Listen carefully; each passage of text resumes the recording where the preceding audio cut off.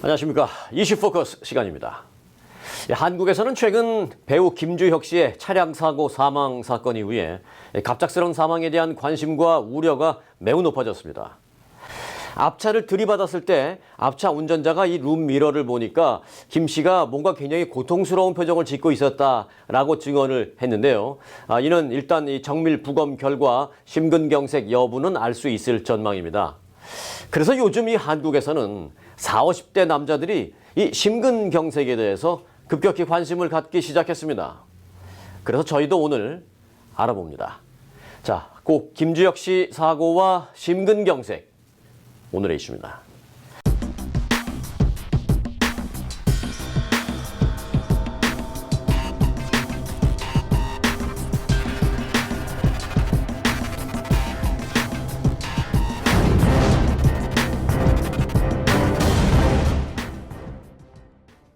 네, 주영석 기자 함께했습니다. 안녕하십니까? 안녕하십니까? 네, 고 김주혁 씨의 이 죽음, 이 뭐 유명한 연예인의 죽음을 넘어서서 한창 나이에 46살, 한창 일할 젊은 나이에 이렇게 갑작스럽게 갔다라는 면에서 지금 한국 사회는 물론 이 미주 한인 사회에도 큰 충격을 주고 있잖아요. 맞습니다. 지금 그 김주혁 씨 같은 경우는 유명 연예인을 떠나서 한창 나이 40대 중반의 나이에 네. 어떻게 보면 이제 건강과 관련된 그런 그 상황과 맞물려서 그것이 40대나 50대쯤 되면 나타난다는 뭐 돌연사라든가 그런 것과 맞물리지 않았을까. 네. 특히 김주혁 씨 같은 경우는 뭐 연예인답게 45, 46이지만 뭐 몸 관리도 잘했고 뭐 전혀 살이 쪘다거나 이상하게 보일 만한 구석이 전혀 없는 사람이었음에도 불구하고 지금까지 나온 것으로 봐서는 무언가 운전을 제대로 하지도 못할 정도의 이상 현상이 갑자기 나타났던 거죠. 그래서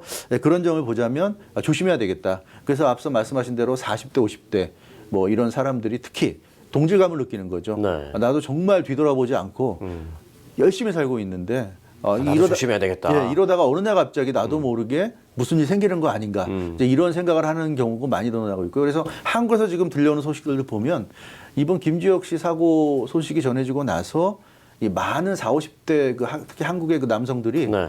굉장히 좀 우울해한다는 소식이 들어오는데 그게 무슨 얘기냐면 좀 남의 일 같지가 않은 거죠.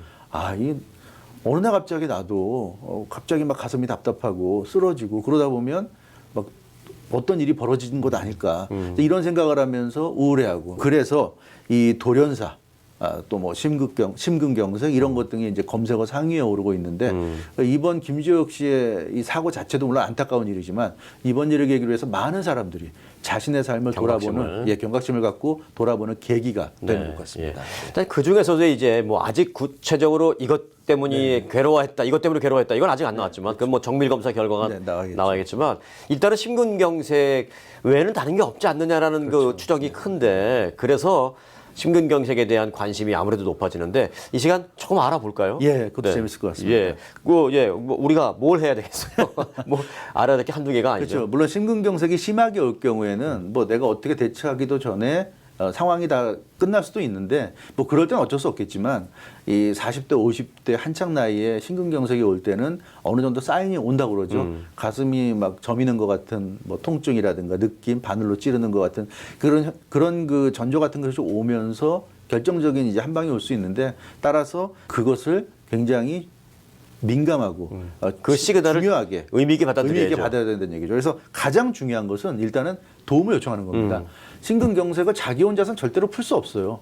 자기가 자기 그 심장이나 혈관을 어떻게 할 수 없기 때문에 도움이 중요하고, 그래서 일단 전화해서 이건 이제 미국으로 얘기하면 이제 911을 전화해야 되겠죠. 911을 전화해서 도움을 요청해야 될 것이고, 그리고 이제 911 요청하면 이제 뭐 누군가가 올 때까지 시간이 걸리지 않겠습니까? 그때까지 또 누군가의 도움이 필요한 거죠. 만약에 나 혼자밖에 없는 공간이다, 집이라든가 그럴 경우에는 전화를 해서 좀 와달라고 부탁하는 게 중요하다고 합니다. 네. 특히 가장 빨리 올 수 있는 사람, 나랑 가장 친한 사람보다도 지금 이 순간에 당장 올 수 있는 사람, 그 거리상으로 가장 가까운 사람을 빨리 호출을 해서 오게 해야 되고요. 그래도 뭐 가장 위급할 때 가장 빨리 올 수 있는 건 그래도 911이겠죠. 그렇습니다. 그래서 머릿속으로 한 번씩 이렇게 이미지를 해보는 것도 나쁘지 않을 것 같아요. 바로 그 점이죠. 나에게 만약에 무슨 일이 있다면 어떻게 할까? 911 눌러야죠.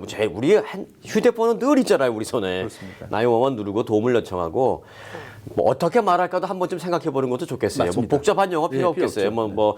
뭐 하루택이라든지 뭐 몇 가지만 준비해 놓으면 되는데 그 다음에 나이원은 불러놓고 그 다음에는 뭐를 해야 돼요? 그러니까 나인원은 불러놓고 이제 가까운 사람을 이제 와달라고 부탁을 해야 될 것이고 그러면서도 이제 본인이 혼자인 순간이 분명히 있을 텐데 이제 그런 경우에는 그 순간을 이제 넘겨야 되거든요. 네. 숨이 끊어지지 않는 그런 조치, 자신의 의식을 잃지 않는 조치를 해야 되는데 그럴 때는 역시 약의 도움을 받는 것이 네. 중요한데요. 네. 아스피린이 좋다고 합니다.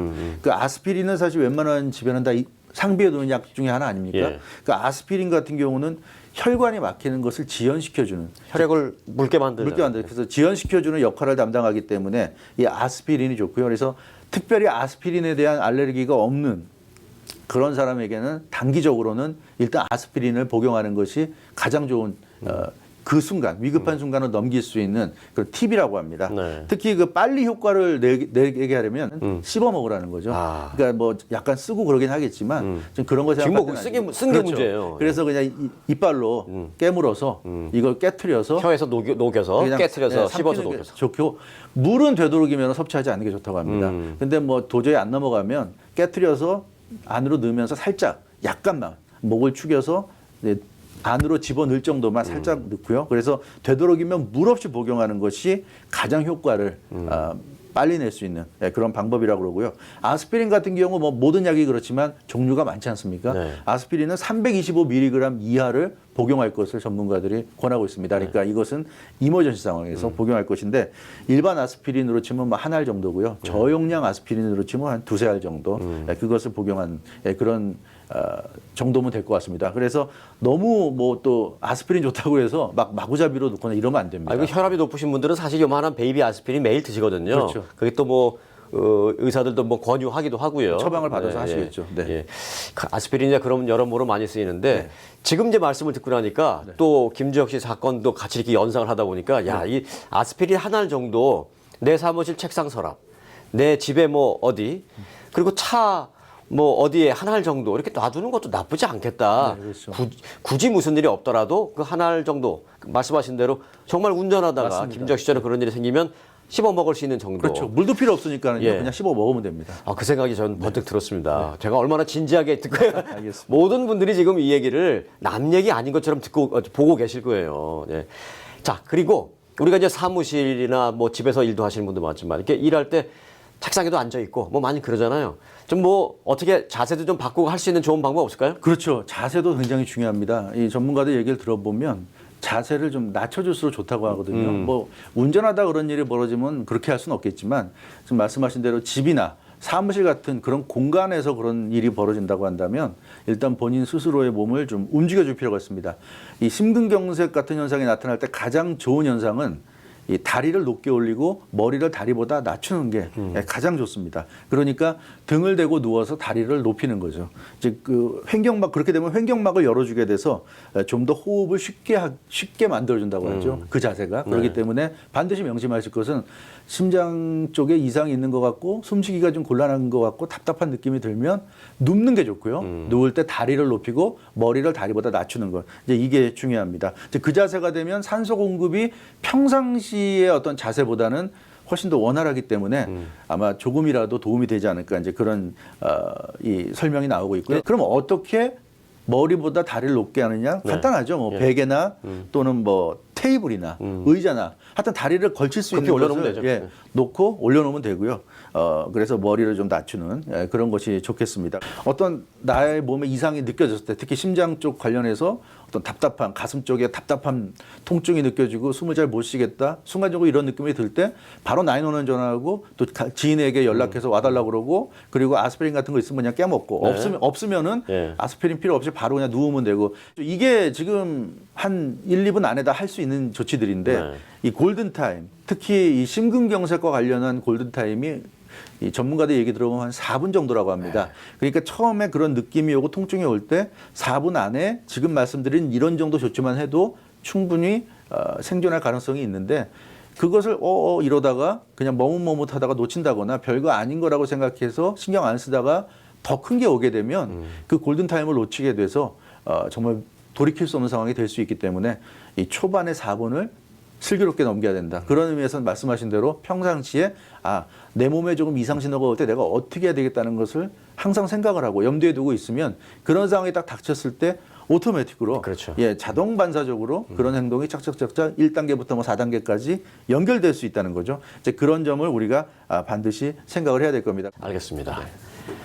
이 김주혁 씨 사망 사고 이후에 갑작스러운 사망에 대한 경각심이 분명 높아졌습니다. 갑작스러운 사망. 다 팔자지, 다 운명이야 등으로 치부하기에는 너무 허무하고 너무 충격적입니다. 앞서 주영석 기자가 짚어준 것처럼 몇 가지 예방법, 몇 가지 주의사항만 알고 있어도 최악의 상황은 피할 수 있지 않을까 싶습니다. 고 김주혁 씨가 사망 전에 마지막으로 찍은 TV 드라마는 모 케이블에서 방영된 아르곤이라는 프로였는데요. 여기서 그는 주위의 어떤 악조건 속에서도 오직 대중의 알 권리를 위해서 사내에서 싸우는 유명 앵커 역이었습니다. 많은 사람들에게 진실을 알리고 정보를 공유하기 위해서 고군분투하던 그의 역할이 기억납니다. 그의 죽음으로 지금 사회 전반에 건강관리에 대한 경각심이 일고 있습니다. 그렇게 본다면 그는 끝까지 자기 일을 해낸 셈입니다. 오늘 이슈 마치겠습니다. 주영석 기자 수고 많았습니다. 여러분 고맙습니다.